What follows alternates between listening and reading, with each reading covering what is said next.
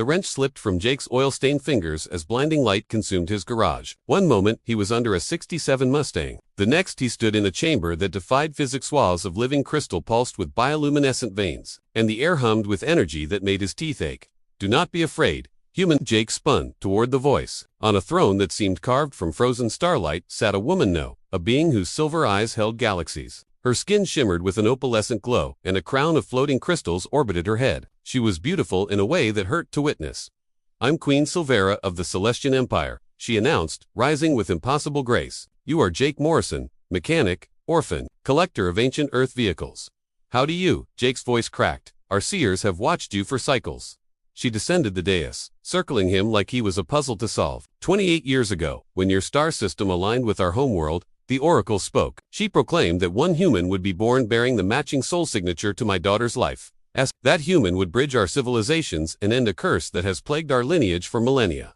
Jake's laugh was slightly hysterical. "Lady, I fix cars. I think your Oracle got the wrong guy." Silvera's expression softened, almost pitying. "The celestial bond does not My daughter, Princess Lyria, has lived her entire existence preparing for this moment. She is trained in combat, diplomacy, and the ancient bonding rituals. She has turned away suitors from 100 worlds, waiting for you. I didn't ask for any of this. Neither did she." The queen's silver eyes flashed. "But prophecy is not negotiable. In 3 cycles, the alignment will peak. If you do not complete the bonding ceremony by then, my daughter will lose her claim to the throne, and our empire will fracture into war. Billions will suffer." Jake's knees felt weak. "And if I refuse?" Silvera moved closer, her voice dropping to something almost gentle. "Then you condemn a woman who has spent her whole life believing in you to a future of exile and shame. But I will not force you, Jake Morrison. Meet her, speak with her, then decide if destiny is worth embracing."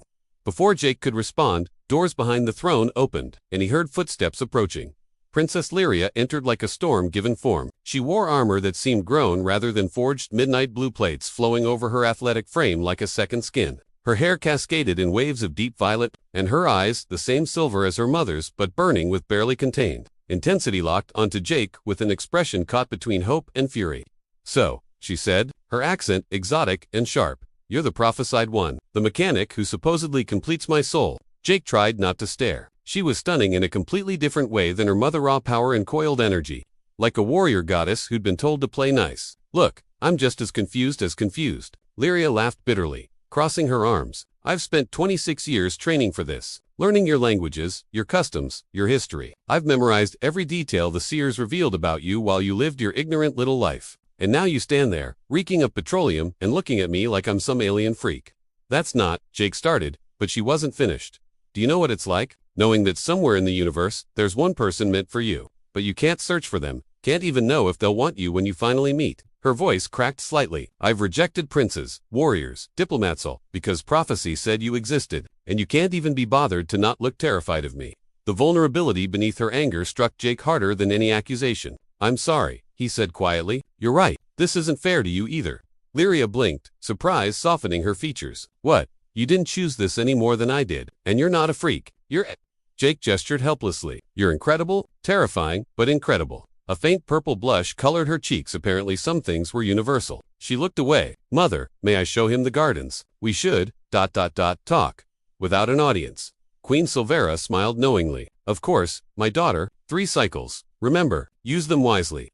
As Lyria led Jake through corridors of impossible beauty, she walked stiffly beside him, not quite meeting his eyes. "The gardens are neutral ground," she explained. "We can speak freely there, and if you decide to run, there's an escape pod in the eastern quadrant. I won't stop you. You'd let me go." She finally looked at him, her silver eyes unreadable. "I want someone who chooses me, not someone trapped by prophecy." The gardens defied everything Jake knew about plants and physics. Trees with crystalline leaves chimed in gentle breezes, and flowers bloomed in colors that didn't exist on Earth, colors he'd never had words for until his brain somehow adjusted to perceive them. A synthetic moon hung in the biodome sky, casting everything in soft twilight. Lyria sat on a bench overlooking a pool of luminescent water, and Jake joined her, maintaining careful distance. The silence stretched until she broke it. "Ask your questions. I know you have dozens." "What happens if we don't do this bonding thing?" "I lose my title. The council will declare me incomplete, and my cousin Theron claims the throne. He's ambitious and cruel. He'll wage war on the outer colonies within a year. Millions will die." She picked a crystalline petal, studying it. "But you shouldn't make this decision based on that. You didn't ask to save anyone. What do you want?" Jake asked. The question seemed to catch her off guard. "What?" Everyone keeps talking about prophecy and politics. What do you actually want? Lyria was quiet for a long time. When she spoke, her voice was barely above a whisper. I want someone to see me. Not the princess, not the prophesied bride, not the weapon I have been trained to be. Just me.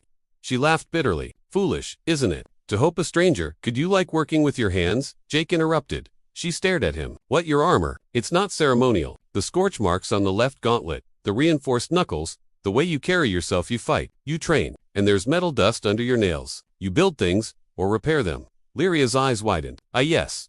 I maintain my own weapons and armor. It drives the court smiths mad. But she stopped, looking at him with something like wonder. How did you notice? I'm a mechanic. I know the signs of someone who works with their hands. Jake smiled. So tell me about it. What do you build? For the first time, she genuinely smiled, and it transformed her face. Come, I'll show you. She led him to a workshop hidden behind an archway of singing vines. Inside, half-finished projects littered workbenches, weapons, armor pieces, and what looked like musical instruments made of living metal. This is my sanctuary, she said softly. No one comes here but me. Jake ran his hand over a partially assembled energy blade. This is beautiful work. You mean it? Are you kidding? This craftsmanship is incredible. He looked at her with newfound respect. You're an artist. The next 3 cycles days, Jake learned to call them past in a blur. Lyria showed him her world. The training halls where she sparred with warriors twice her size. The libraries containing knowledge from 1,000 worlds. The observation decks where he could see entire star systems wheeling past. She was patient with his questions, passionate when discussing her interests, and surprisingly funny when her guard dropped, and she asked about his world too. She listened, genuinely fascinated, as he described the simple pleasure of bringing a dead engine back to life. The smell of gasoline and summer nights. The freedom of driving with no destination in mind. It sounds beautiful, she said wistfully as they sat in her workshop on the second day. Your simplicity, your freedom to choose your own path. You're choosing now, Jake pointed out. You said you'd let me leave. Lyria's hands stilled over the energy core she was calibrating. And will you? Leave. Jake thought about his life back home, his empty apartment above the garage. Microwaved dinners, the endless routine of work and sleep. Then he looked at Lyria, bent over her work with total concentration, a strand of violet hair falling across her face. She glanced up, caught him staring, and blushed that adorable purple again. I don't know, he admitted. I'm terrified. This is insane, marrying an alien princess, joining some cosmic prophecy, leaving everything I know. But then I look at you, and I think. He paused. What do you feel when you look at me? She set down her tools carefully. Warmth, like standing in sunlight after darkness. The seers said our souls would recognize each other, and they were right. I feel it every moment you're near, this pull, like gravity, like coming home. She met his eyes. Does that frighten you? Yeah, Jake said honestly, but I'm starting to realize I'd be more frightened to lose it. The third day, Lyria took him to meet the other royal family members. Her cousin Theron sneered at Jake's humanity, making cutting remarks about primitive species until Lyria's hand went to her weapon. The tension broke when Jake responded to one particularly vicious insult with, "At least my species invented decent barbecue," which somehow made Lyria snort with laughter. You're either very brave or very foolish, she said afterward, still grinning, probably both. Jake caught her hand. Lyria, I need to tell you something. Her expression turned serious. What is it? Tomorrow's the deadline. I need to decide. He took a breath. And I think, I'm choosing you. Her silver eyes filled with tears. Truly, I'm still terrified, but these 3 days with you, they've been the best of my life.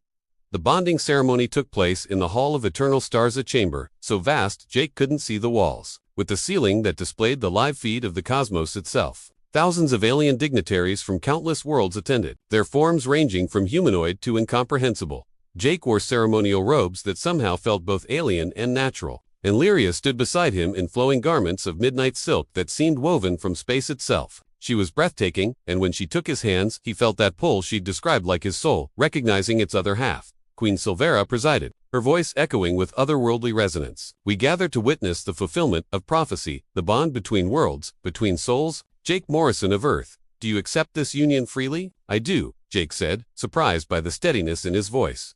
Princess Lyria, do you accept this bond with your whole heart? I do. Lyria's eyes never left his face. The queen raised her hands, and ancient energy filled the hall. Then, by the power of the celestial accord, I pronounce you bonded in spirit, in purpose, in life. Light erupted between Jake and Lyria's joined hands, silver and gold, intertwining, spreading through their bodies. Jake gasped as he felt it, her emotions, her thoughts, a connection deeper than anything he'd imagined possible. And through that bond, he felt her love, her hope, her absolute certainty that this was right. When the light faded, the hall erupted in celebration. But Jake and Lyria only had eyes for each other. "My husband," she whispered, testing the word. "My wife," he replied, still marveling. She smiled that transformative smile. "So, what now?" Jake grinned. "Well, I was thinking you've got all this advanced alien technology, but I bet you've never properly fixed a combustion engine. Want to learn?" Lyria laughed, the sound like music. "I married a mechanic who wants to give me lessons in primitive technology. You married a mechanic who wants to share his world with you. Fair trade, since you shared yours with me." She kissed him then, in front of thousands of witnesses, and through their bond, Jake felt her joy wild, pure, and absolutely real. Whatever destiny had brought them together, what they built from here would be entirely their choice. Above them, the stars wheeled on, and two worlds found their bridge in a most unexpected place. In a mechanic and a princess who chose each other against all odds, who found love in the space between prophecy and free will, and who would spend their lives proving that the best destinies are the ones we embrace together. The end.